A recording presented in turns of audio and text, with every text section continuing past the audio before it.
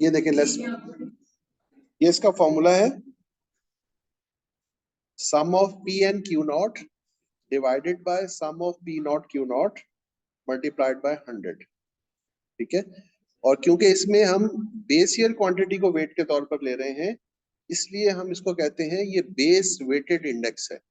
Less pair का दूसरा नाम क्या है? Base weighted index. अच्छा, इसके कंपैरिजन में पाशीज जो है वो करंट वेटेड इंडेक्स कहलाता है। यानी आप, क्योंकि ये वेटेड एग्रीगेटिव है ना, तो जब हम कहते हैं ये वेटेड एग्रीगेटिव है, तो भाई किस चीज को वेट ले रहे हो? बेस ईयर क्वांटिटी को, तो फिर लेस पेयर हो गया। करंट ईयर क्वांटिटी को, तो पाशीज हो गया।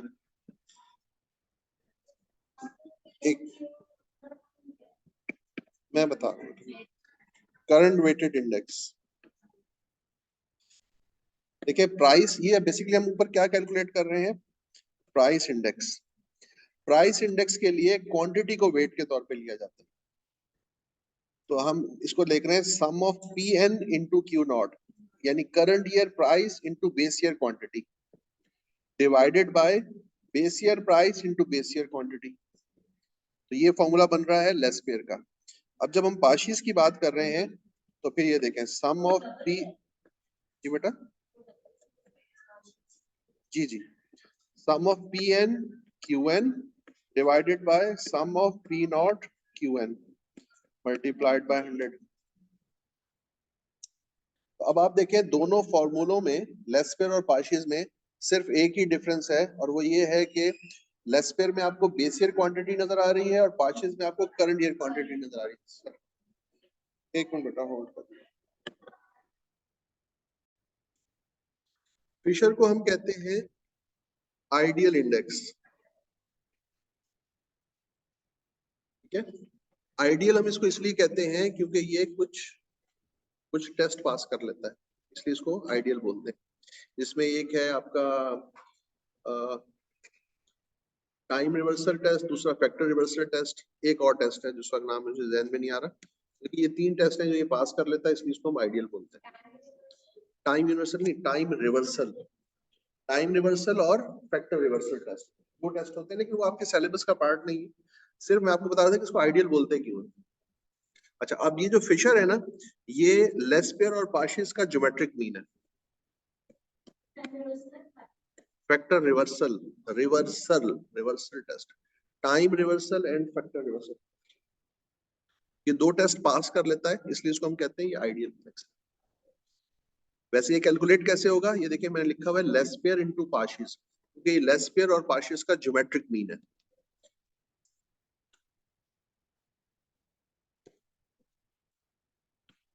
Fisher is geometric mean of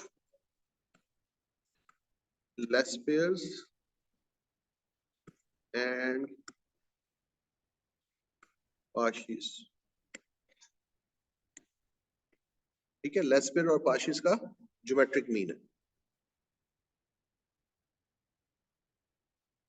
अगर हमें किसी स्टेज पर फिशर कैलकुलेट करना हो, तो हम क्या करेंगे? कैलकुलेट करेंगे, पहले लेस पेयर कैलकुलेट करेंगे, फिर फिशर, फिर पाशीज कैलकुलेट करेंगे, और उन दोनों को मल्टीप्लाई करके उनका रूट ले लेंगे, तो हमें क्या मिल जाएगा?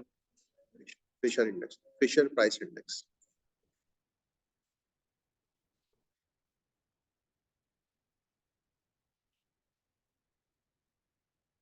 अच्छा, ये प्राइस इंडेक्स है तो हमसे वो क्वांटिटी इंडेक्स के बारे में भी बात करता है। क्वांटिटी इंडेक्स भी तो पूछ सकता है, जैसे प्राइस इंडेक्स है, क्वांटिटी इंडेक्स है, वैल्यू इंडेक्स है। अगर प्राइस इंडेक्स है तो फिर ये फॉर्मूले है हमारे पास। अगर वो क्वांटिटी इंडेक्स की बात करें, तो अब आप ये देखें, इन दोनों को आमने सामने लिख रहा हूं ताकि आप इसको समझ सकें। ये बेटा क्या ऑफिशियल के लिए? ये तीनों के प्राइस इंडेक्स है, क्वांटिटी इंडेक्स भी इन तीनों के ही होंगे। अच्छा, अब उसका फॉर्मूला जरा समझ लें कैसे बन रहा है। ये देखें, अगर बात करेगा वो किसकी? लेस पेयर क्वांटिटी इंडेक्स की, तो अब आप जरा देखें, क्या चेंज आपको नजर आ रहा है? Sum of Q N, sum of Q nought, और यहाँ पे मैं लिख रहा हूँ P nought P nought multiplied by 100। क्या चेंज नजर आया दोनों में? ये प्राइस इंडेक्स है, ये क्वांटिटी इंडेक्स है।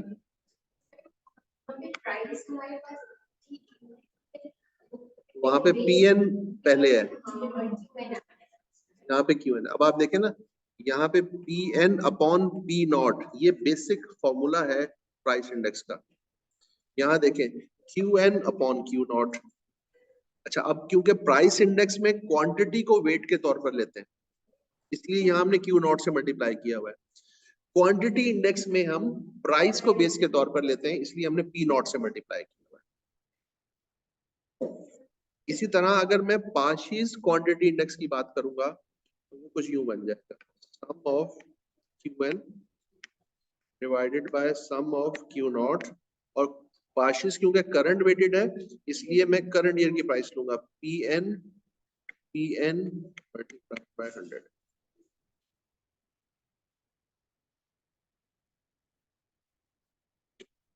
जी बेटा, फिशर वो इनके फाइनल आंसर्स का जो है ना ज्योमेट्रिक मीन है।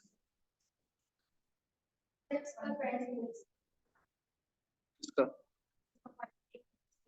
होगा ना, वो इसी तरह ही होगा। इनके जो आंसर आएंगे, यानी इसका जो आंसर आएगा, इसका जो आंसर आएगा, वो यहाँ पर आ जाएगा।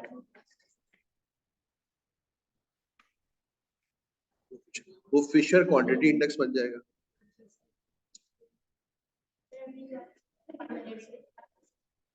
सॉरी, ये है लेस्पेयर क्वांटिटी इंडेक्स। देखिए पहली बात, सुने सुने सुने, लेस्पेयर बेस वेटेड होता है। सुने, हम कह सकते हैं base weighted price index, base weighted quantity index. Base weighted, Laspeyres है ही बेस वेटेड। बेस वेटेड और लेस्पेयर ये दो नाम है, चीज एक ही है। अब वो प्राइस इंडेक्स होगा तो हम यहाँ आ जाएंगे, क्वांटिटी इंडेक्स होगा तो यहाँ आएंगे। हाँ, उसे हम कहेंगे बेस वेटेड क्वांटिटी इंडेक्स या लेस्पेयर क्वांटिटी इंडेक्स। कर कुछ नहीं रहे, मैं सिर्फ फॉर्मूले लिखवा रहा हूँ। ये रेड वाले क्वांटिटी के हैं, ये क्वांटिटी इंडेक्स है। इससे पहले जो ब्लू में लिखे हुए हैं वो प्राइस इंडेक्स है, और यहां पर मैंने क्वांटिटी इंडेक्स लिखा। फॉर्मूले अगर हमें समझ में आ गए तो फिर हम इसकी कैलकुलेशन स्टार्ट करते हैं। ये देखिए नेक्स्ट पेज पे वेटेड एग्रीगेटेड प्राइस इंडेक्स के लिए उसने हमें डाटा दिया हुआ, ठीक है। अच्छा, अब यहां पर देखें, कहते हैं फ्रॉम द फॉलोइंग डाटा 1992 की प्राइस आपको गिवन है, चेक करें। 1992 की क्वांटिटी गिवन है, 1993 की प्राइस है, 1993 की क्वांटिटी है। अच्छा, जनरली अगर वो किसी ईयर को बेस या करंट खुद से नहीं बोलता तो फिर आगे वाला ईयर करंट है और पीछे वाला ईयर बेस है, यानी 1993 आपका करंट हो गया और 1992 आपका बेस हो गया, क्योंकि उसने खुद से कुछ मेंशन नहीं किया हुआ। जनरली हम इसका यही मतलब लेते हैं। तो अगर 1993 करंट है तो 1993 की जो प्राइस है वो हो जाएगी पीएन, क्योंकि करंट ईयर प्राइस है, और ये हो जाएगी क्यूएन, करंट ईयर क्वांटिटी।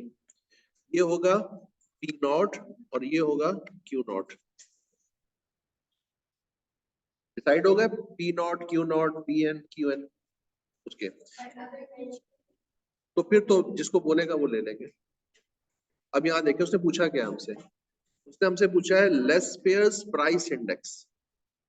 क्या पूछा है? लेस्पेयर्स प्राइस इंडेक्स। फिर पहले प्राइस इंडेक्स का फॉर्मूला लिखते हैं, लेस्पेयर वाला वो था base sum of P N Q naught sum of P not Q not multiplied by 100। अब मुझे लेस्पेयर के लिए दो कॉलम्स की जरूरत है। पहला कॉलम है P N into Q naught, ये है पी एन और ये है क्यू नॉट, तो मुझे इन दोनों को मल्टीप्लाई करना है। यहां मैं लिखूंगा P N Q naught, 18 times 4,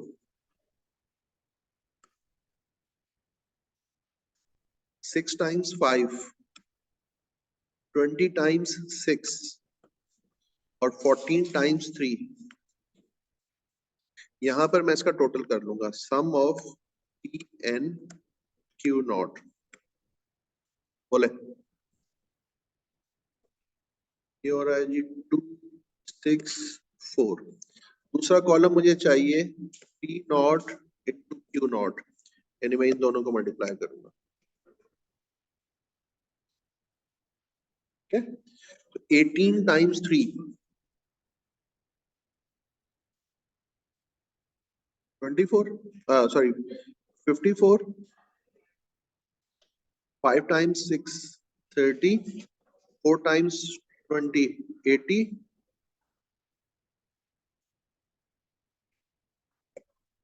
और 14 टाइम्स 1। यहाँ मुझे चाहिए sum of P not Q nought का टोटल 178। ये दोनों टोटल्स मुझे मिल गए और अब मैं इसको इस फॉर्मूले में पुट कर लूंगा। Sum of P N Q not है 264 64 है बेटा,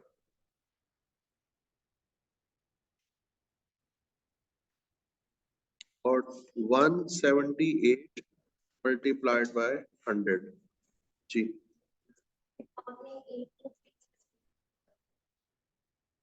नहीं नहीं नहीं, 18 टाइम्स 4 है।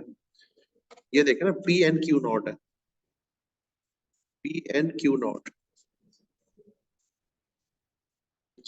264 डिवाइडेड बाय 178 मल्टीप्लाइड बाय 100, 148 148.31 31 लिख लेते हैं, काफी 148.31। पहली चीज क्लियर है हमें, लेस पेयर में कोई इशू इसकी कैलकुलेशन में। अच्छा, अब चलते हैं पार्शियस के लिए। तो सबसे पहले पार्शियस का फॉर्मूला लिखते हैं। पार्शियस का फॉर्मूला है सम, वो अगर खुद से कुछ नहीं बोले तो हम 2 डेसिमल प्लेस पे डन कर देंगे।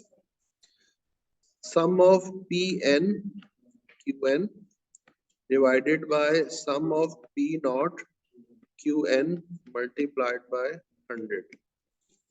ठीक है, अब 2 कॉलम कैलकुलेट करने हैं। कौन कौन से? पहला कॉलम है पी एन क्यू एन, वो ये रहे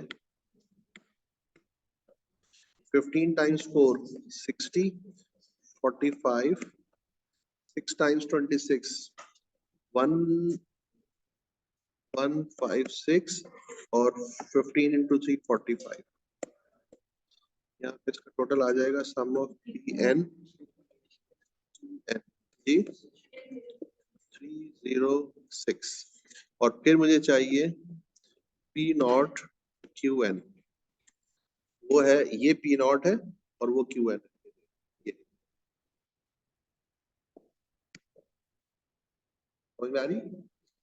तो 15 टाइम्स 3 45, 5 टाइम्स 9 45, 4 टाइम्स 26 एंड 15। तो यहाँ मुझे मिल जाएगा सम ऑफ पी नॉट जी 0।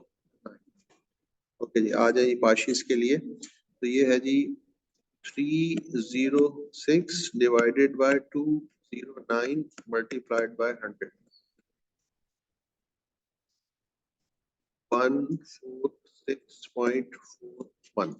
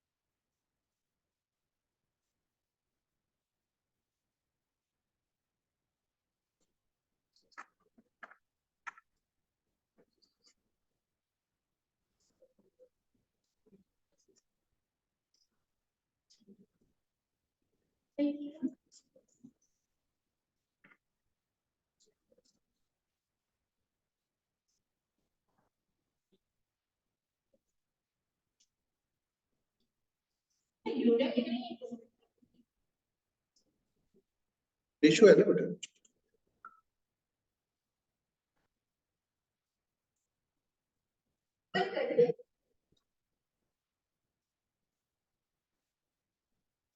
तुम यहाँ खींच रही हो, सेल्फी बना रही हो बेटा। रेशियो है ना, रेशियो में यूनिट्स, रेशियो में यूनिट्स नहीं होते। अच्छा जी, अब हमें चाहिए फिशर। फिशर क्या है? वो है लेस्पेयर और पार्शियस का ज्योमेट्रिक मीन कहलाता है ये, ठीक है।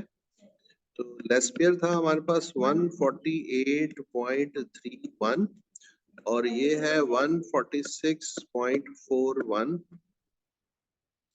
ये वैल्यू आएगी 147.36। अच्छा, अब इन तीनों फिगर्स को जरा सामने रखिएगा अपने, और फिर हम स्टडी टेक्स्ट में चल के कुछ चीजें पढ़ेंगे। और ये तो अब मैं मार्क कराऊंगा, समझो एग्जाम में आ रहा हो, आ जाएगा एज इट इज, उठ के आ जाएगा।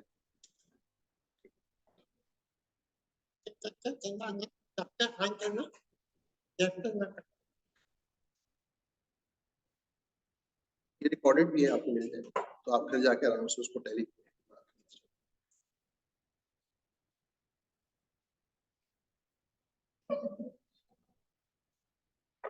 अच्छा जी, इसके बाद मैं जरा आपके सामने स्टडी टेक्स्ट,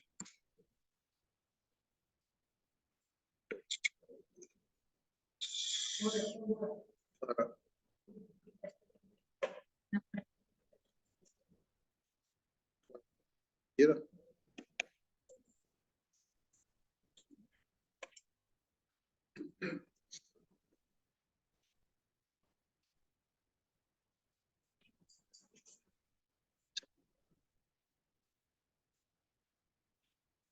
ये देखें, ये पेज नंबर याद रखिएगा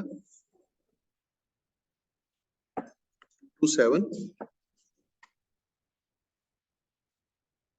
क्या लिखा हुआ है? Limitations of Laspeyres and Paasche's price indices. अच्छा, आप लोगों ने एक बात याद रखनी है बेटा, आपने जितनी भी थ्योरी पढ़नी है, पढ़ने के लिए अगर आपको कोई चीज चाहिए तो स्टडी टेक्स्ट है। थ्योरी जब आपने पढ़नी है ना, कहाँ से पढ़नी है? उसकी रीजन क्या है? उसकी रीजन ये है बेटा कि जितने भी आपके पास क्वेश्चंस आएंगे थ्योरी से रिलेटेड, उसके अंदर वो जो मतलब ऑप्शंस उठाएगा, बनाएगा, वो यहाँ से बनाएगा। एक लाइन को भी चेंज नहीं करेगा, एक वर्ड को भी चेंज नहीं करेगा, एज इट इज लाइन उठाएगा, वहां ऑप्शन में डाल देगा। ये प्रिंस लिखा हुआ है बेसिकली प्राइस इंडेक्स पे। उसको प्रिंस की तलाश थी अपनी, मिल नहीं रहा था, उसने कहा चलो यहाँ लिख देते हैं तो शायद मिल जाए। लोग होते हैं, मतलब तो पता है ना, अभी तो मोबाइल वगैरह करके देखो तस्वीर, स्क्रीन सेवर पे लगाए हुए हैं। अच्छा देखें, हटा रहे हो, जल्दी लगा के रखो, क्या मसला है?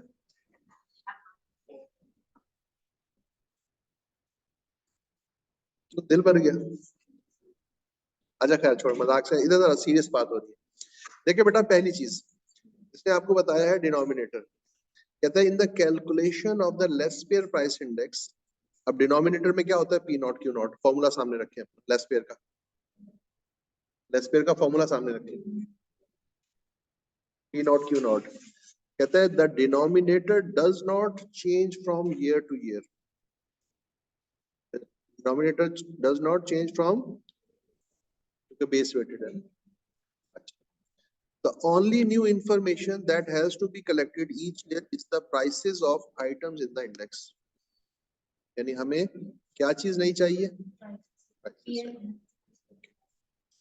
The denominator in the Pashi's price index, that is P naught Q1, has to be recalculated every year to take account of the most recent quantities consumed, क्योंकि वो करंट वेटेड इंडेक्स है और वहां पे हमें हर दफा प्राइस चाहिए होती है. This information might be difficult to collect. जाहिर है कि जब आपको हर दफा हर साल आपको ये काम करना है तो देखें 2, 4, 10 आइटम्स की कैलकुलेशन इतना मुश्किल नहीं होती, लेकिन जब आप उसको पूरे कंट्री लेवल पे काम कर रहे हो तो फिर इतना आसान नहीं होता. रिसोर्सेज भी चाहिए, टाइम भी चाहिए, फाइनेंशियल रिसोर्स भी, ह्यूमन रिसोर्स भी, टेक्निकल रिसोर्स भी, बहुत सारी चीजें चाहिए और उसके बाद जाकर आप किसी इंडेक्स तक की वैल्यू तक पहुंचते हैं जिसको हम यहाँ पे यूज करते हैं. एक चीज कहता है इन summary more information has to be collected to construct the Parshis price index than to construct the Lespere price index. This helps to explain why the Lespere price index is used more than the Parshis price index in practice.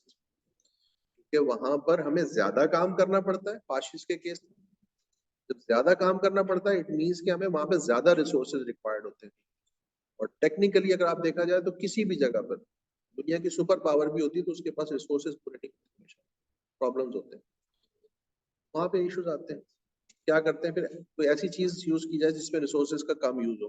तो देखा जाए compare किया जाए Laspeyres और पार्शिस को, तो Laspeyres क्योंकि उसमें हमें कम काम करना पड़ता है मींस कम रिसोर्सेज चाहिए, उसको ज्यादा यूज करते हैं in practice as compared to Paasche's. एक तो ये चीज सामने. उसके बाद आगे चलते हैं. फिर क्या कहता है इन्फ्लेशन. इन्फ्लेशन का मतलब होता है प्राइसेस का जनरली जो राइज इन प्राइसेस होता है उसको इन्फ्लेशन बोलते हैं. कहते हैं Laspeyres price index tends to overstate inflation. Overstate का मतलब एक्चुअल से कुछ ज्यादा दिखाता है.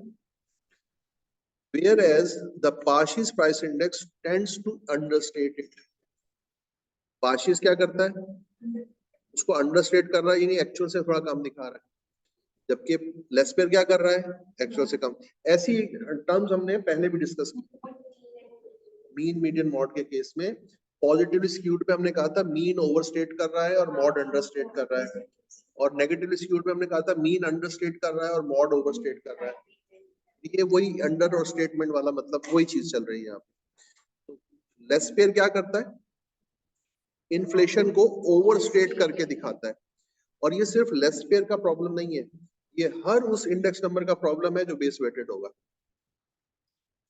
कोई भी इंडेक्स जो बेस वेटेड होगा वो इन्फ्लेशन को हमेशा ओवरस्टेट करके दिखाएगा, और कोई भी इंडेक्स जो करंट वेटेड होगा वो इन्फ्लेशन को अंडरस्टेट करके दिखाएगा, कोई भी.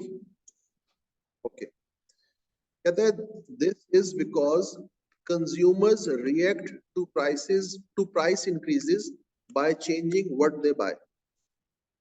देखिए हमारे यहाँ आपने देखा होगा एक चीज है जिसको हम कहते हैं आपका जो बाइंग पैटर्न है वो अफेक्ट होता है इससे प्राइसेस के ऊपर या नीचे जाने से.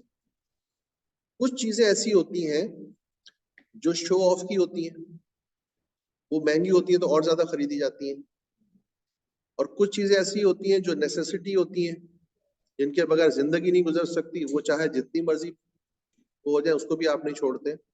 लेकिन इसके अलावा जो ऐसी चीज है जिसका हमारे पास कोई ऑल्टरनेट मौजूद है, तो फिर अगर प्राइस बढ़ रही है तो हम उसको शिफ्ट कर जाते हैं. अगर हमें शो ऑफ का प्रॉब्लम नहीं है और अगर वो हमारी बेसिक उसके बगैर हमारा गुजारा भी नहीं होता, ऐसी कोई बेसिक चीज भी नहीं है, तो फिर हम क्या करेंगे जैसी उसकी प्राइस बढ़ेगी उसका ऑल्टरनेट मौजूद है.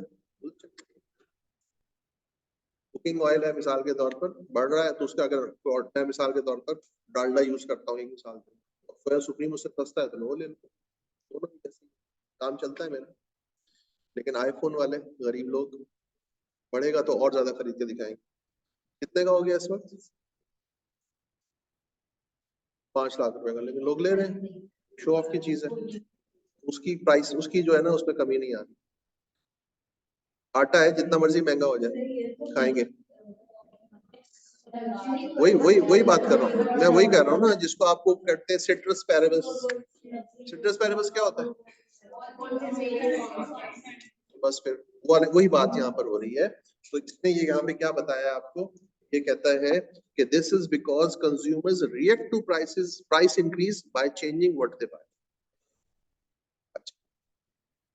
कहता है the Laspeyres index which is based on quantities bought in the base year fails to account for the fact that people will buy less of those items which have risen in prices more than the others.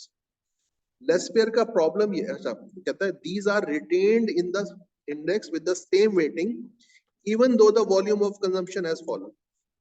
यानी base weighted index का problem क्या है कि ये आपको inflation ज्यादा करके दिखा रहा होगा। क्यों?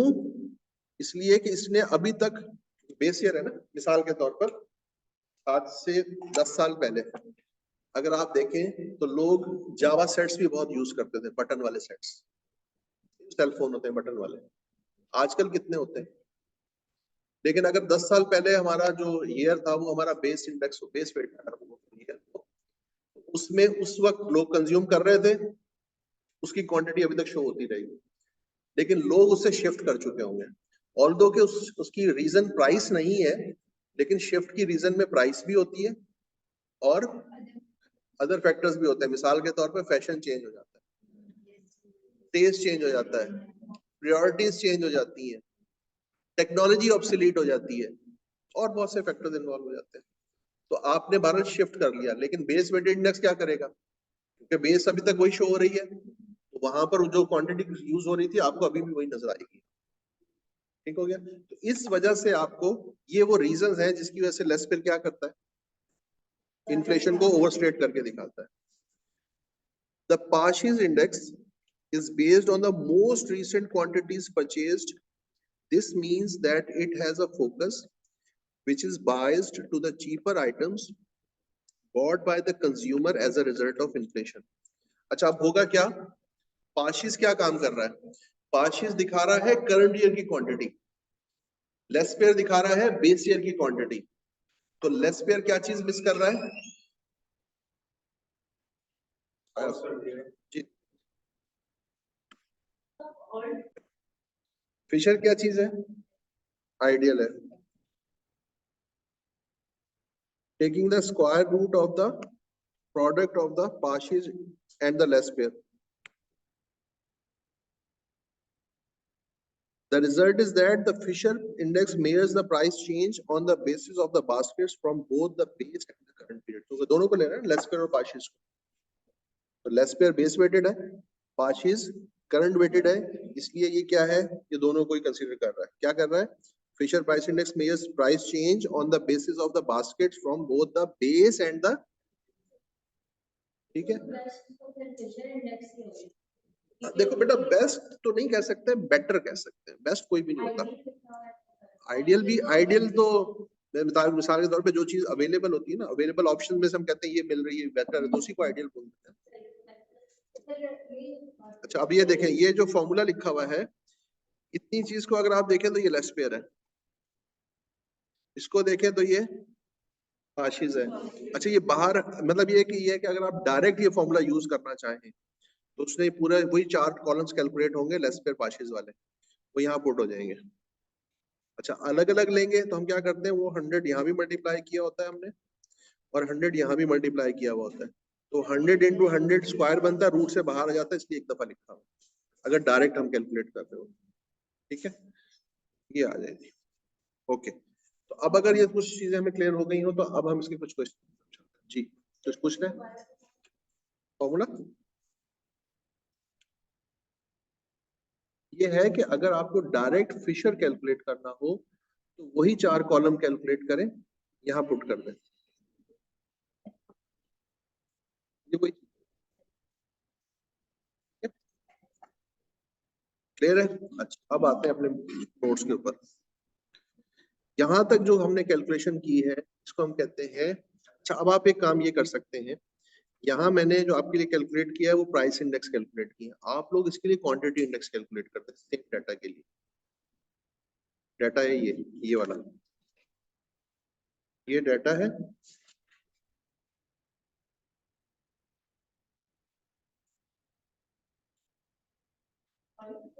Quantity index, Laspeyres quantity index, Paasche's quantity index और फिशर क्वांटिटी इंडेक्स, और आपका टाइम शुरू होता है अब।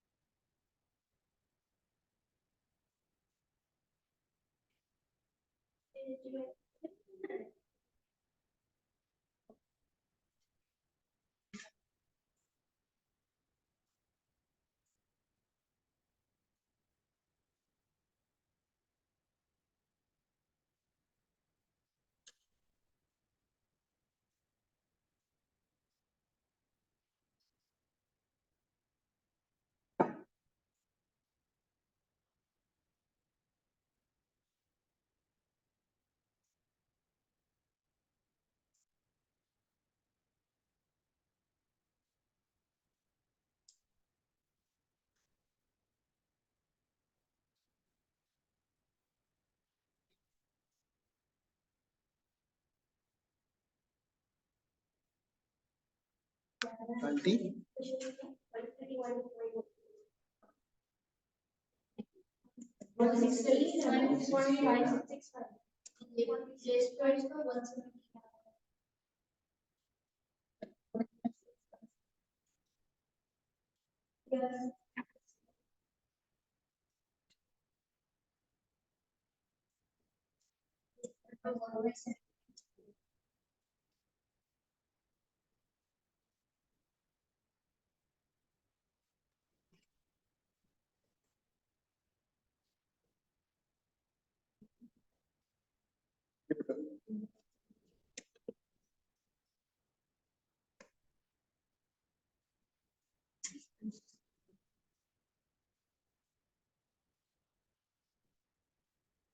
हो गया?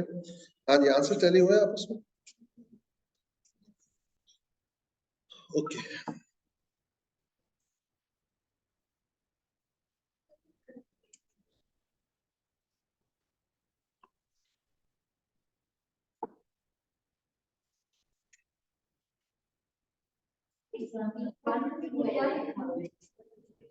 क्या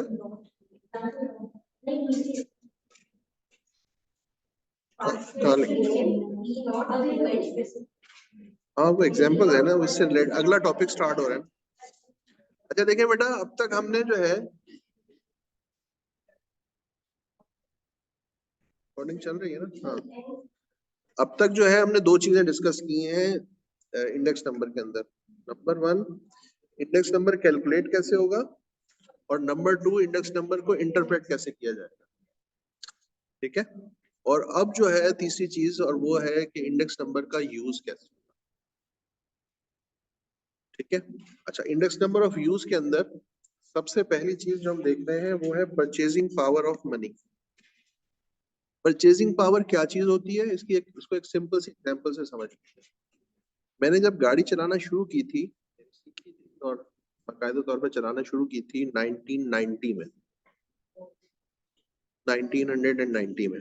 उस वक्त पेट्रोल मिलता था, सर पेट्रोल की प्राइस थी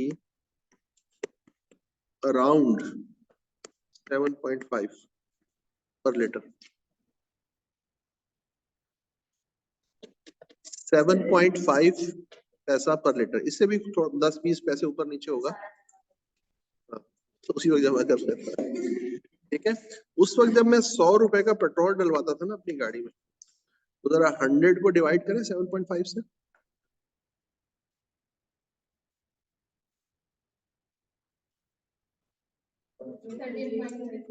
13.3 लीटर्स ऑफ पेट्रोल मुझे मिल जाया करता था 100 रुपए में। कितना? 13.3 लीटर्स पेट्रोल। कितने रुपए में? 100 रुपए में। अच्छा आजकल पेट्रोल की प्राइस क्या चल रही है? नहीं, कम हो गई है, आजकल है 270, 271 कह लें, कुछ पैसा भी है तो 271 कह लें। तो अब अगर मैं 100 को डिवाइड करूं 271 से, 100 डिवाइड बाय 271, 100 डिवाइड बाय 271, 0.369 है, तो मैं 37 ले। तो अब ये है कि मेरे 100 रुपए में तकरीबन 0.37 लीटर पेट्रोल नहीं मिल रहा। तो क्या है, अगर देखा जाए तो उस वक्त भी 100 रुपए ही थे, आज भी 100 ही रुपए हैं, लेकिन उस वक्त 100 रुपए की परचेसिंग पावर थी 13 लीटर्स ऑफ पेट्रोल, और आज 100 रुपए की परचेसिंग पावर है 0.37 लीटर ऑफ पेट्रोल। तो प्राइसेस के ऊपर या नीचे जाने से आप जो परचेसिंग पावर है वो डावाडोल हो जाती है। मुझे याद है 1990 में मैं अपनी वालदा के साथ घर की ग्रोसरी लेने जाता था। हमारे पास उस वक्त एक एफएक्स कार हुआ करती थी। उस एफएक्स गाड़ी को, मतलब हम दो लोग होते थे और पीछे पूरी गाड़ी जितनी थी फुल भर के उसको लेकर आते थे, घर का सौदा जब लेके आते थे तो हमारा बिल बनता था 350 रुपए, 450 रुपए। ये मैं 1990 की बात कर रहा हूँ। एक दफा मैं क्लास में बैठा, एक दफा क्लास में मैंने एक स्टोरी बता रहा था, एक बच्चा कहने लगा सर उस वक्त कैमरे नहीं लगे हुए होते। बात तो सही है, लेकिन खैर चीजें भी सस्ती। तो आजकल अगर आप ग्रोसरी, उतनी ही ग्रोसरी अगर आज मैं लेने जाऊं तो कम से कम 50-60-70 हजार ये हालात है। हमारे घर में ना एक डिश है जिसको हम कहते हैं दाल चावल। वो हमारे घर की जो है ना वो सिग्नेचर डिश है। आज भी डेली बेसिस पे रात की डिश दाल चावल ही है, जो मर्जी हो जाए। मैं अब तकरीबन 48 कंप्लीट कर चुका हूँ, 49 में जा रहा हूँ। तो जब से मैंने होश संभाला है रात को हमने दाल चावल ही खाए हैं। तो जब मैं छोटा था तो हमारे घर के काम डिवाइड हुए हुए थे। आजकल जरा मेड्स वगैरह काम करती हैं, पहले वक्तों में ऐसा नहीं होता था। मेरे जिम्मे हमारे अब्बू की एक अपनी एक साइकी थी, वो कहते यार पूरे घर की ग्रोसरी ना एक साथ मत लाया करो, नहीं लाते रहते थे। आजकल तो हम जाते हैं एक साथ ले आते हैं, उस दौर में ऐसा नहीं था। वो कहते थे कि रोज की रोज ले लिया करो, काफी होती है। थोड़ा मलंग टाइप आदमी थे। तो हाँ मतलब मलंग इन सेंस कि भाई जरा सादा तबीयत के लोग, उस दौर में सादगी जरा ज्यादा थी, तो वो हम अब हमारी रात की डिश दाल चावल है, तो मेरी अम्मा भी 5 रुपए दिया करती थी डेली बेसिस पे, उससे मैं 3 रुपए के 1 किलो चावल लाता था और 2 रुपए की 1 पाव दाल आती थी। और हाँ, ये अभी की बात कर रहा हूँ, कौन से जमाने की, 1900 समथिंग। यानी मैं मतलब देखे, मैं आपके सामने एक एग्जांपल बैठा हूँ बता रहा हूँ। क्या चीज? 74 एंड तो अक्टूबर में इस तरीके से है, वो बता रहा हूँ कि वो एक दौर होता था।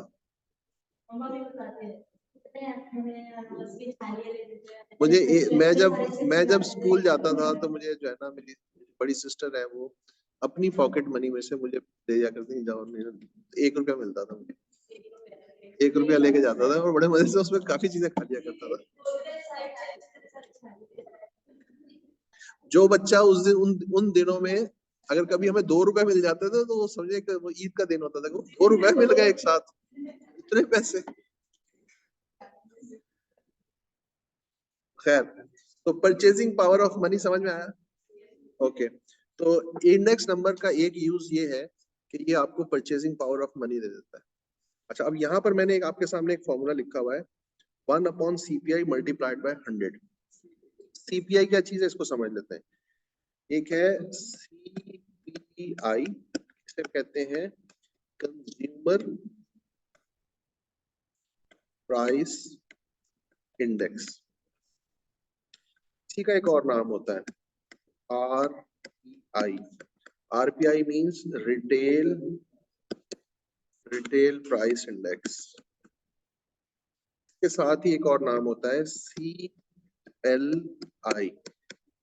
ये होता है cost of living index. Cost of living index, ये नाम अलग अलग है, चीज एक ही है। कंज्यूमर प्राइस इंडेक्स का मतलब ये है कि वो चीजें जो एक नॉर्मल पर्सन अपने घर में डेली बेसिस पे कंज्यूम करता है, जैसे आटा, चावल, दाल, घी, पेट्रोल, ये वो सब कुछ मिला मिला के जिसके साथ आपका एक घर चलता है, उनकी प्राइसेस का इंडेक्स। अच्छा, ये कैसे कैलकुलेट होता है? ये मतलब एरिया वाइज कैलकुलेट होता है। जैसे पाकिस्तान के लिए है तो पाकिस्तान में फिर कराची है, कराची में है तो फिर सिंध है और फिर पंजाब है और एंड सो ऑन। लेकिन अगर आप इंडिया चले जाए तो वहाँ थोड़ा सा कंजम्पशन का पैटर्न थोड़ा सा चेंज हो जाएगा। आप अमेरिका चले जाए तो उनके यहाँ कुछ चीजें डेली लाइफ में कुछ और चीजें कंज्यूम होती हैं ज्यादा, हमारे यहाँ कुछ और चीज होती है, तो वो वहां के हिसाब से ले लिया जाएगा। तो उस एरिया के अंदर जो चीजें डेली लाइफ में लोग कंज्यूम करते हैं उनकी प्राइसेस का इंडेक्स, उसे कहते हैं सीपीआई। रिटेल प्राइस इंडेक्स का मतलब क्या है? वो चीजें किस रिटेल प्राइस पे मार्केट में बिक रही है, जो रिटेल प्राइस उस पर होती है।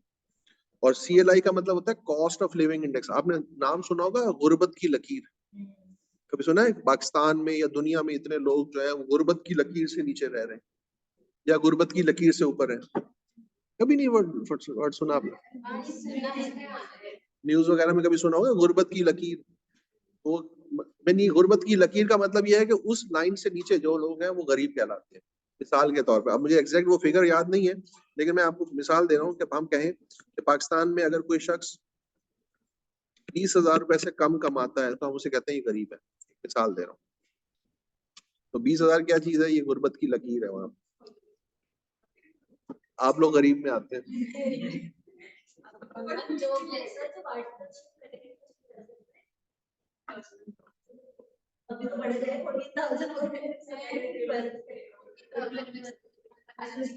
बस ऐसा ही होता है। इससे इससे अंदाजा लगाओ ना कि जो आप लोग पैसों पे अय्याशी करते हैं और फिर कदर नहीं करते उन लोगों की, आखिर में जब माँ बाप बूढ़े हो जाते हैं तो कहते देखें अम्मा पापा आपके लिए हम कमा के ला रहे हैं, आपने क्या किया हमारे लिए, देखें हम आपके लिए क्या कर रहे हैं। तो अभी तो सब यही कहते हैं, बाद में देखा जाएगा, टाइम आएगा उस वक्त कौन क्या कहता है, ये असल बात है।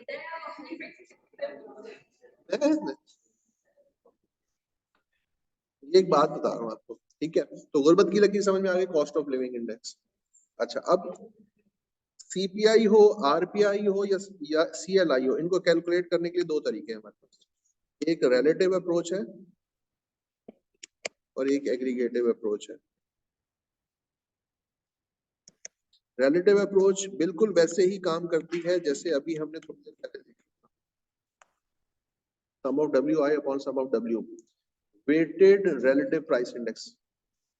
और aggregative approach sum of PN Q nought sum of P nought Q nought multiplied by 100, जैसे लेस्पेयर का फॉर्मूला काम करता है। तो सीपीआई, आरपीआई या सीएलआई कैलकुलेट कैसे होगा? इन दो अप्रोचेस से कैलकुलेट होगा। जी, सीपीआई कैलकुलेट कर लिया। जब आपने कैलकुलेट कर लिया तो कैलकुलेट करने के बाद यूज कैसे होगा? पहली चीज है परचेजिंग पावर ऑफ मनी। इसको मैंने लिखा है 1 अपॉन सीपीआई मल्टीप्लाइड बाय 100, या आप इसको लिख सकते हैं 100 अपॉन सीपीआई या आरपीआई या सीएलआई, कुछ भी लिख लें यहाँ पे। अच्छा, अब आपको ये क्या चीज देगा? ये जो पहला फॉर्मूला है ये आपको क्या इंफॉर्मेशन देगा? ये आपको बताएगा एक यूनिट की परचेजिंग पावर। एक यूनिट का मतलब ये है कि पाकिस्तान की अगर हम बात करें तो पाकिस्तान में जो करेंसी यूनिट है वो है 1 रुपया।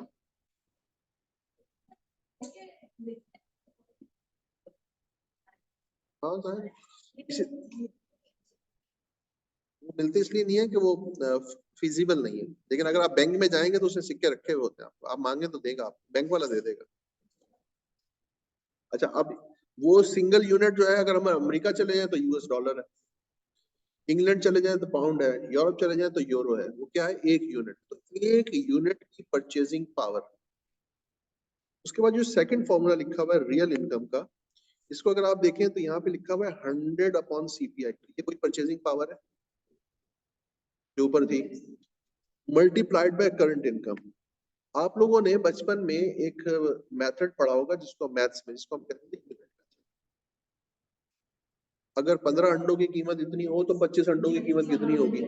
याद है क्या काम करते थे उसमें? पहले आप एक अंडे की प्राइस निकालते थे, फिर वो उसके बाद जितने अंडों की कीमत पूछता था उससे मल्टीप्लाई कर लिया करते। सेम चीज यहाँ पर है। ये जो पहले वाला फॉर्मूला है ये $1 1 यूनिट कोई भी, यानी 1 रुपया, 1 डॉलर, 1 पाउंड, 1 यूरो की परचेजिंग पावर है। उसके बाद हमारे पास जितने यूनिट्स अवेलेबल हैं उससे मल्टीप्लाई कर दो तो उतने यूनिट्स की रियल इनकम आपके सामने आ जाएगी, या उतने यूनिट्स की परचेजिंग पावर आपके सामने आ जाएगी। ठीक हो गया? और बिल्कुल ऐसे किया जाता है। और तीसरी चीज सीपीआई, यानी अब तीसरा जो फॉर्मूला है ना, ये कोई नया फॉर्मूला नहीं लिखा मैंने, सेकंड वाले फॉर्मूले में ही सीपीआई को उठा के इधर ले गया हूं और रियल इनकम को उठा के इधर ले आया।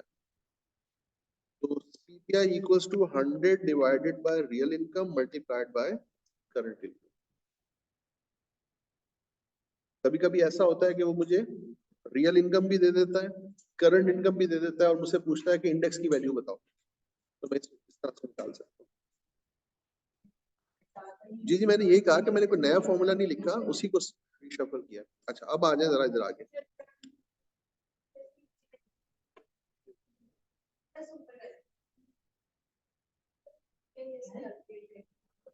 या तो रिलेटिव अप्रोच से या एग्रीगेटिव अप्रोच से। सॉरी, कोई डिफरेंस नहीं, नाम का फर्क है, एक ही चीज। हाँ जी, आगे चले।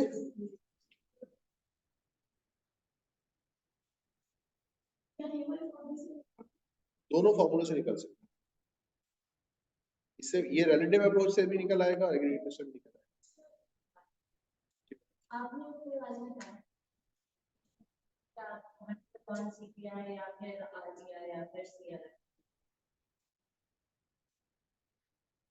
हो सकता है, क्या मतलब सेम चीज है ना, मैं कह रहा हूँ नाम अलग अलग है, चीज एक ही। घर में आपका नाम क्या है? अलीना। घर में कोई निकनेम है आपका क्या? बस फिर नाम बदलने से आप अलीना थोड़ी बदल जाएगी, चीज तो वही रहेगी ना, बस यही बात है। ओके, करंट इनकम का मतलब है आपके पास इस वक्त जेब में पैसे कितने पड़े। रियल इनकम का मतलब है उससे इनफैक्ट आप खरीद क्या सकते हैं।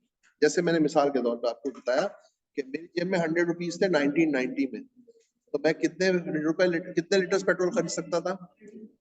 और आज मेरी जेब में 100 रुपए हैं तो वही 100 रुपए, ये करंट इनकम है। लेकिन उससे अब मैं खरीद क्या सकता हूँ, ये real income. Real income means purchasing power ही है। ठीक हो गया। अच्छा, अब उसके बाद हम चलते हैं इन तीनों फॉर्मूलों के ऊपर एक एक क्वेश्चन करते हैं, और ये एग्जाम क्वेश्चन है, याद रखिएगा। एग्जाम्पल नंबर 1, जरा देखें क्या लिखा हुआ है और क्या पूछ रहा है। कहता है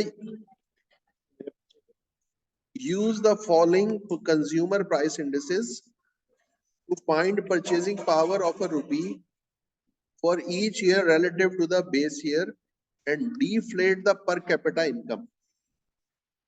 अब इसमें कुछ नाम यूज हो गए। ये जो deflate the per capita income है, इसका मतलब है to find real income।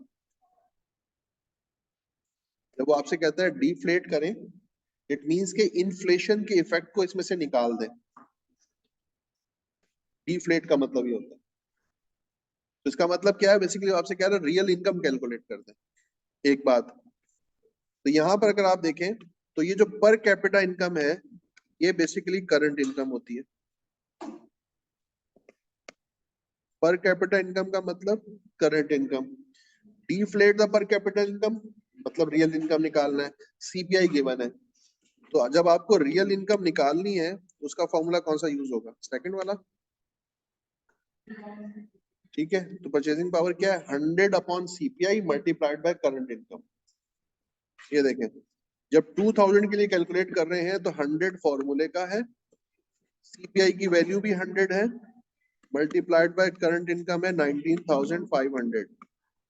ये आ जाएगा 19,500। 2001 के लिए 100 फॉर्मूले का है, सीपीआई आ जाएगा 113 मल्टीप्लाइड बाय 21200। जी, कैलकुलेट करें। 1876.06। ठीक है, काफी है। फिर 100 डिवाइडेड बाय 120 मल्टीप्लाइड बाय 22300।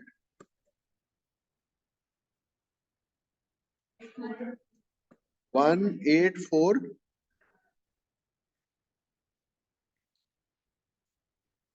18583।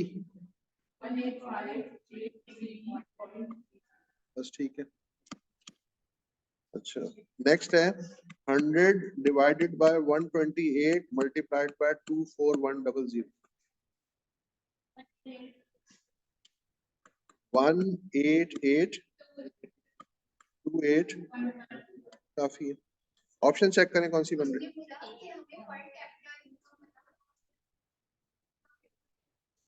जी नहीं, उसने कहा deflate the per capita income. Word क्या यूज किया है, ये रहा। Deflate the per capita income का मतलब होता है to find real income.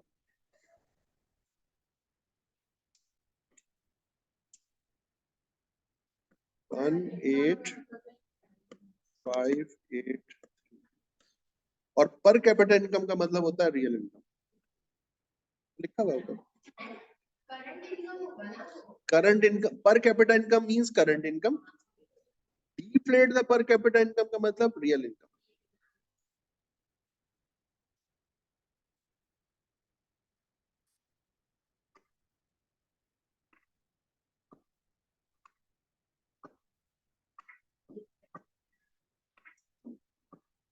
Option कौन सी बन रही है, अल्फा।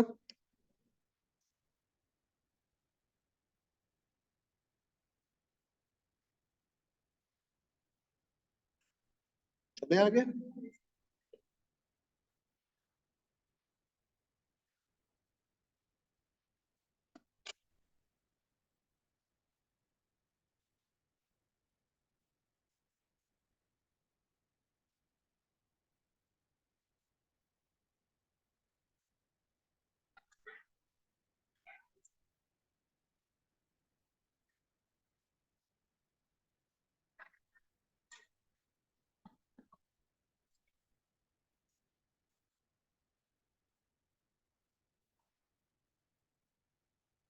जी। एग्जाम्पल नंबर 2, पहले मैं चाहता हूं कि आप सिर्फ एग्जाम्पल नंबर 2 में जो रिक्वायरमेंट है इसको पढ़ें और सिर्फ इतना बताएं कि वो पूछना क्या चाह रहा है, सिर्फ इतना समझ के बता दें, फिर आगे देखते हैं। क्वेश्चन को पढ़ लें और बताएं कि वो पूछ क्या रहा है।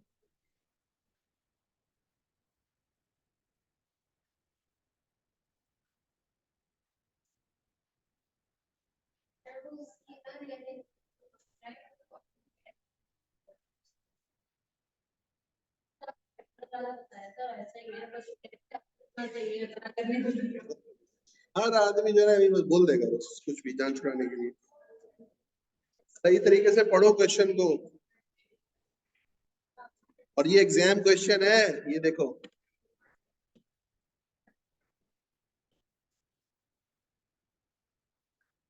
और जब मैं किसी क्वेश्चन पे एग्जाम क्वेश्चन लिख दूं ना, वो एग्जाम में आ जाता होता है, याद रखना।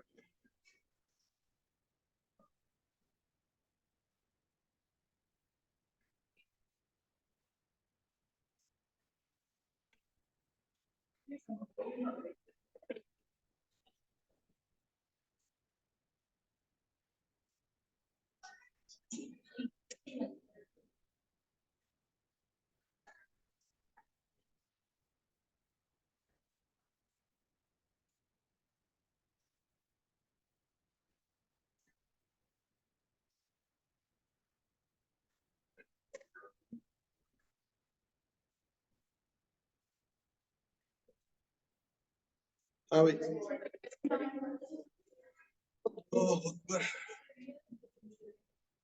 अच्छा, ये हाल है लोगों का। हाँ भाई मैडम, उन्होंने नहीं बताना, आप लोगों ने नहीं बताना। पढ़ो, बताओ।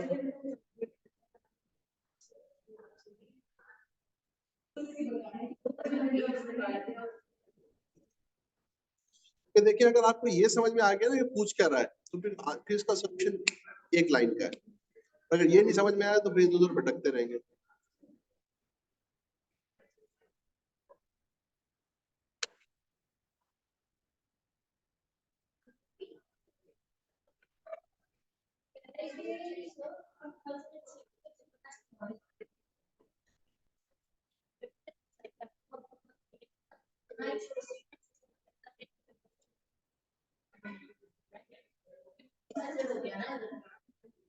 अब अभी मैंने आप लोगों को एक एग्जांपल दी थी और मैंने आपको बताया था पेट्रोल वाला ना। पेट्रोल का मैंने बताया कि 1990 में 100 रुपए का पेट्रोल लेता था तो ये कितना मिलता था, 13.3 लीटर।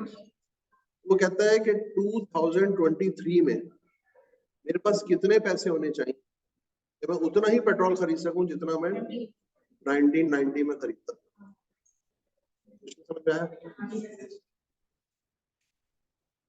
अच्छा, अब इस क्वेश्चन को आंसर करने के लिए क्या अप्रोच होगी? सबसे पहले हमें ये पता चलना चाहिए कि प्राइसेस में कितना चेंज आ रहा है। यानी मुझे ये पता चलेगा ना कि प्राइस इतनी बढ़ रही है, मैं अपनी इनकम को भी उतना बढ़ा दूंगा। मिसाल के तौर पर प्राइस 50 रुपए बढ़ गई है तो मैं अपनी इनकम को 50 रुपए बढ़ा लूंगा, मेरी बाइंग पावर इक्वल रहेगी। समझ बात? तो प्राइसेस का जो चेंज है ना, वो मुझे कैसे मिलेगा? कंपेयर करना है हमने 2008 को 2006 से। टाइट करके हम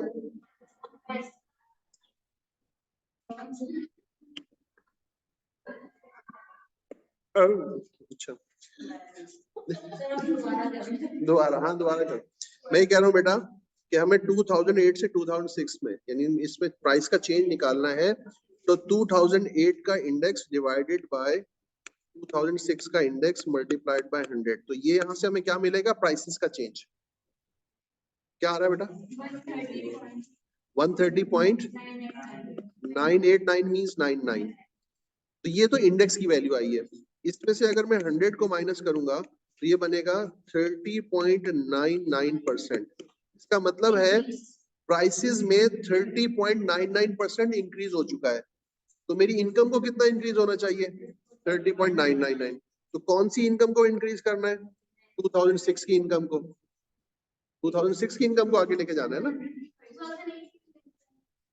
2000 में बेटा उसने क्वेश्चन को पढ़े, कंप्यूट द अमाउंट ऑफ पे नीडेड इन 2008, तो 2006 वाली को इंक्रीज करेंगे ना। एक मिनट रुके जरा देखें यहाँ पे 13,500 मल्टीप्लाइड बाय 30.99% यानी डिवाइड बाय 100 और प्लस कर लो इसमें 13,500। अब मुझे सिर्फ अमाउंट बताओ क्या आ रही है।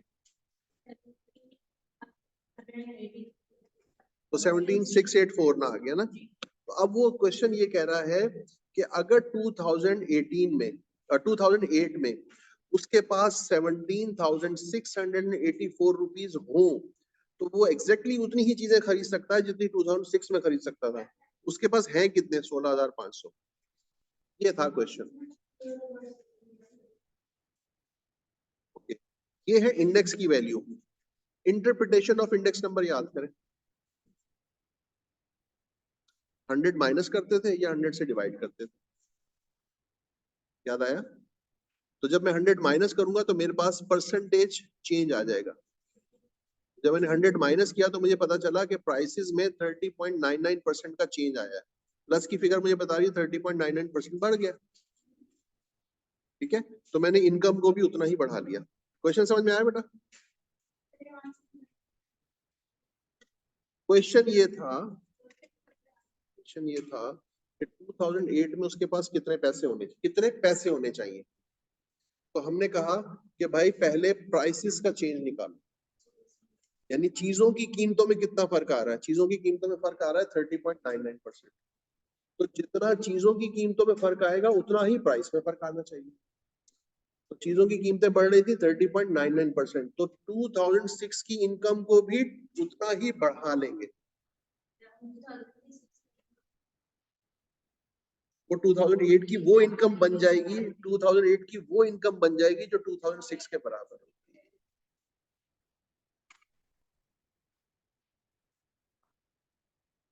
फॉर्मूला मैंने प्राइस इंडेक्स का फॉर्मूला लगाया, यानी current year price divided by base year price multiplied by 100। इससे मुझे मिला 130.99।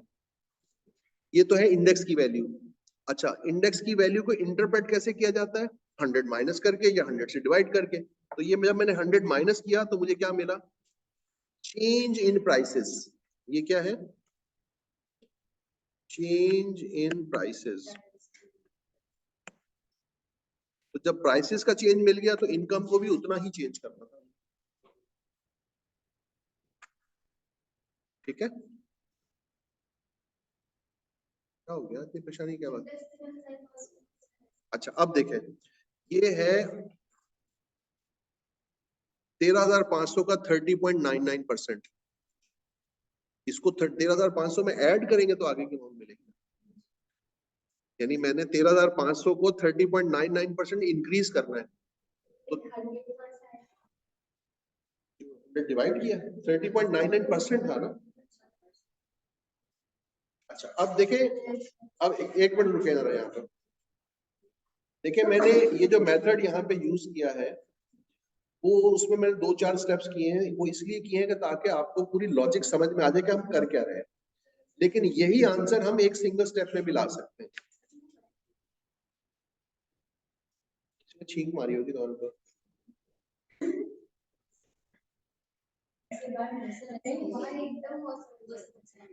कोई बात नहीं,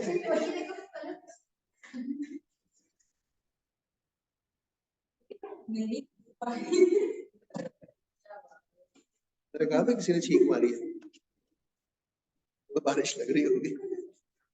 अच्छा, देखिए, जो एक ये चीज हम एक सिंगल स्टेप में ले सकते हैं वो ये है कि 2008 का इंडेक्स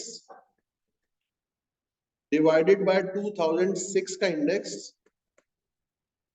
और मल्टीप्लाइड बाय 2006 की इनकम। डायरेक्टली हम पहुंच जाएंगे 1768। मतलब आसान या मुश्किल की बात नहीं हो रही। मैंने आपको पहले लॉजिक क्लियर कर दी, पहुंचे कैसे, क्या चीज थी, उसके बाद मैंने आपको बता दिया कि आप डायरेक्ट काम कर सकते हैं। चलिए शाबाश, नोट कर लें, फिर आगे चलते हैं।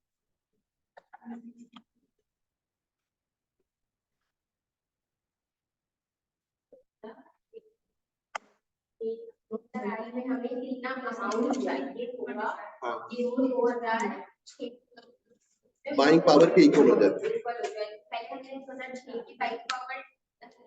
हमने देखा प्राइसेस में चेंज कितना आया, तो वो 30.98% चेंज आया था प्राइसेस में। हमने इनकम को कितना चेंज करना है, तो हमने इनकम को भी 2006 की मल्टीप्लाई और डिवाइड कर दिया ताकि वो 2008 की इनकम हो बराबर हो, मतलब उसमें ऐड कर दी उसकी। इंक्रीज करने के लिए तो ऐड करेंगे ना। अगर मैं कहता हूं कि मुझे 13,500 को 30.99% इंक्रीज करना है तो मैं 13,500 को 30.99% निकालूंगा, उसमें ऐड कर दूंगा, यही करूंगा।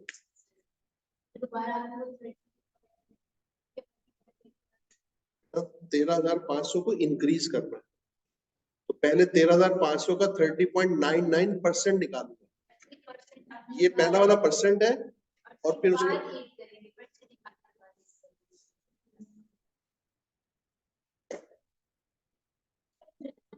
बेस क्या है, बेस 100।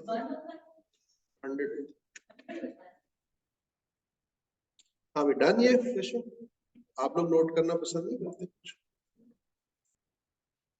आगे चले।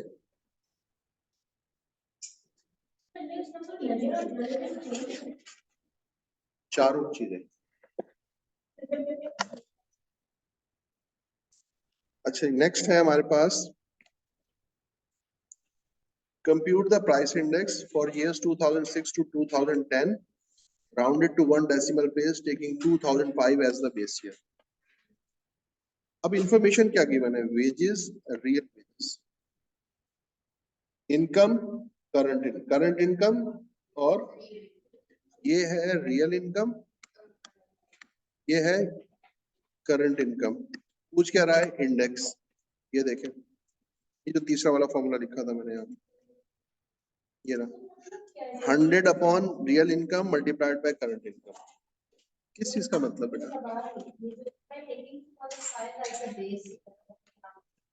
इसका मतलब ये है कि देखिए, जब मैं ये कहता हूँ यानी इंडेक्स नंबर में हम क्या चीज निकालते हैं, चेंज। तो जब चेंज बताया जाता है तो चेंज हमेशा किसी रेफरेंस पॉइंट से बताया जाएगा ना, इसलिए वो हमारा बेस बन जाता है जिससे हम कंपेयर कर रहे होते हैं। अच्छा, अब यहाँ पर फॉर्मूला क्या है इंडेक्स का, 100 upon real income multiplied by current income. तो पहले साल के लिए 100 डिवाइडेड बाय रियल इनकम है 11,000 multiplied by current income is 11,000, तो ये आ जाएगा 11,000। सेकेंड ईयर के लिए क्या बनेगा, 100 divided by real income is 10,800 multiplied by 12,000। बोलो बेटा, जल्दी से बोलो,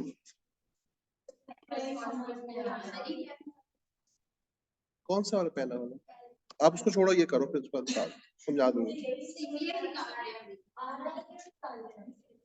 बेटा आर आई निकाल, देखो बेटा आप थोड़ा सा ध्यान जरा इधर रखें। इसमें उसने कहा है कि प्राइस इंडेक्स कैलकुलेट करें, प्राइस इंडेक्स कैलकुलेट करने को कह रहा है, और इंफॉर्मेशन क्या दी हुई है, इंफॉर्मेशन दी हुई है करंट इनकम और रियल इनकम, बस वही कर रहा हूँ। अच्छा हाँ सॉरी, पहले वाला 100 हो जाएगा।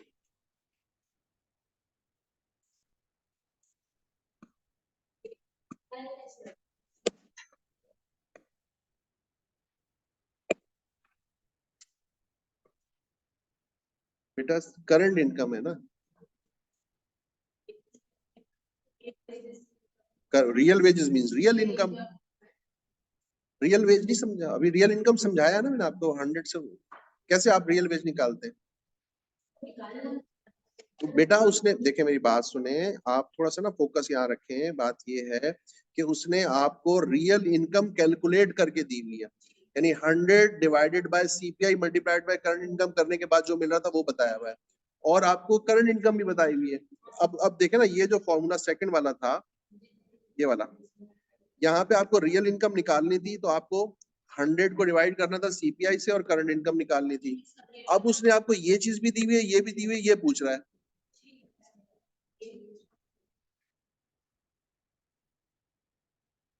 अच्छा सेकंड वाला बताएं बेटा, 111.1। अच्छा थर्ड केस क्या बनेगा, 100 डिवाइडेड बाय 11,300 multiplied by 13,500, 119.5। अच्छा, नेक्स्ट वैल्यू है हमारे पास 100 डिवाइडेड बाय 11,100 और मल्टीप्लाई हो जाएगा 14,800 जी।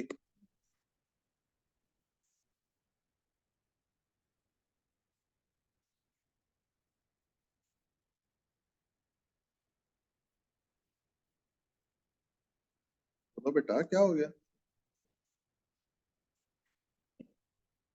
133.3। नेक्स्ट है 100 डिवाइडेड बाय 10,550 और 16,500।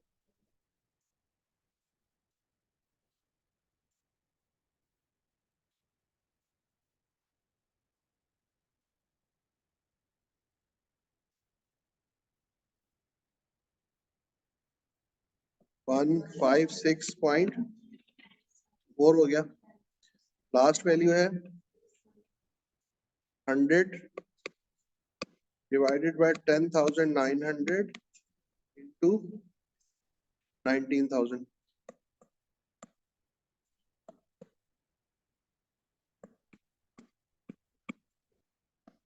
Delta option.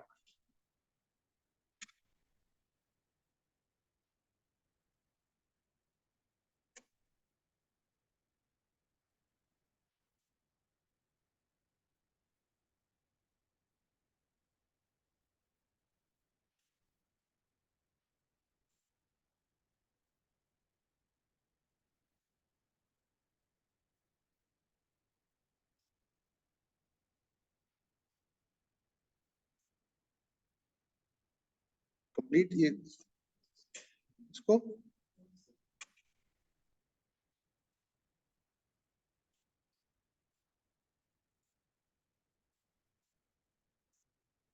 ये रिकॉर्डेड लेक्चर आ जाएगा अभी आप लोगों के पास।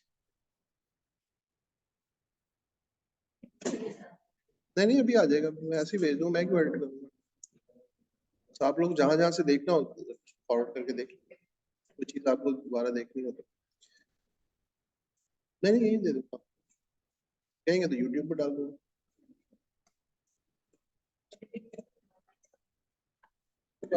हाँ, अब इतनी एडिटिंग कौन करेगा, चलता खैर खैर। यह हो गया। अब आपकी जो है ना एक्सरसाइज स्टार्ट हो गई है।